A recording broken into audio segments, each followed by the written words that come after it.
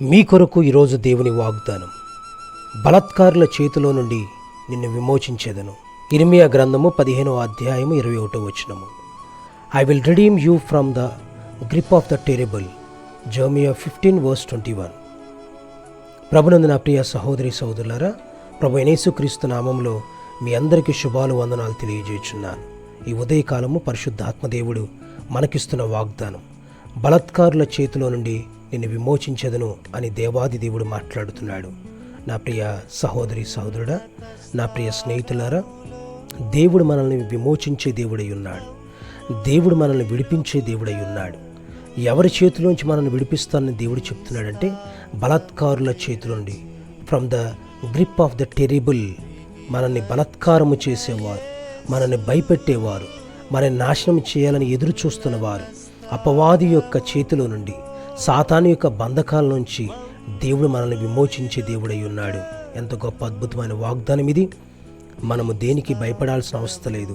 ఎందుకంటే బలాత్కారుల చేతుల నుండి దేవుడు నిన్ను విమోచిస్తాను అని వాగ్దానం చేశాడు. దేవుడు వాగ్దానం చేశాడా, అది ఖచ్చితంగా మన జీవితంలో నెరవేర్చడానికి దేవుడు సిద్ధముగా ఉన్న దేవుడు. నా ప్రియ సహోదరి సోదరుడా, నువ్వు ఎవరి చేతిలో ఉన్నావు? ఈరోజు దేవుని చేతుల్లో ఉన్నావా, బలాత్కారుల చేతిలో ఉన్నావా? బలాత్కారుల చేతిలో ఉండటానికి కారణం దేవుడు ఎంత మాత్రం కూడా కాదు.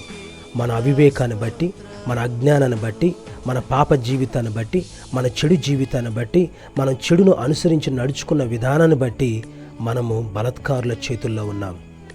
భక్తుడైన దావీదు 23వ కీర్తనలో అంటున్నాడు, గాఢాంధకారపు లోయలో నేను సంచరించినను ఏ అపాయమునకు నేను భయపడను అంటున్నాడు.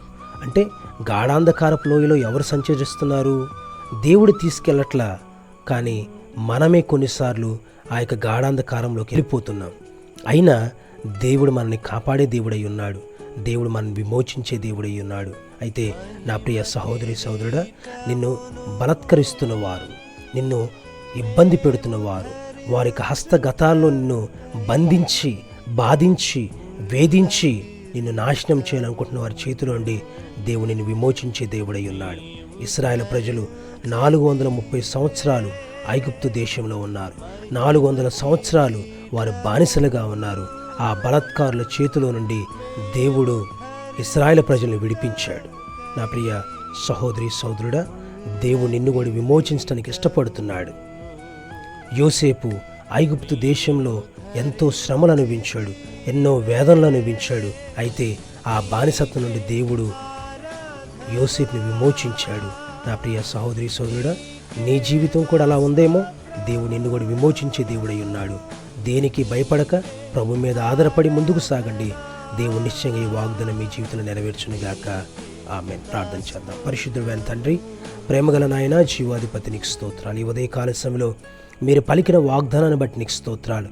వాగ్దానం మా ప్రియుల జీవితంలో మీరు స్థిరపరచండి, నెరవేర్చండి, అద్భుతాలు జరిగించండి. ప్రభా, మా ప్రియులందరినీ దీవించండి. ప్రభా, ఇదిగో తండ్రి, ఈ దినమంతా ప్రభా నీకు మహిమకరంగా, అనేకులకు దీవెనకరంగా తండ్రిని నీ నామాన్ని ఘనపరిచేవారిగా మేము జీవించడానికి కృపదాయి చేసి అందరినీ దీవించి నీవే మహిమను పొందుకోండి.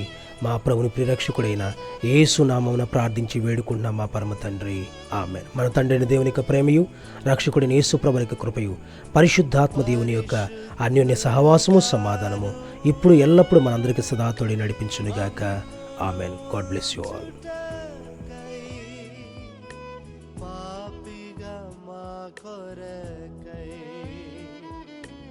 ఎంచబడితివై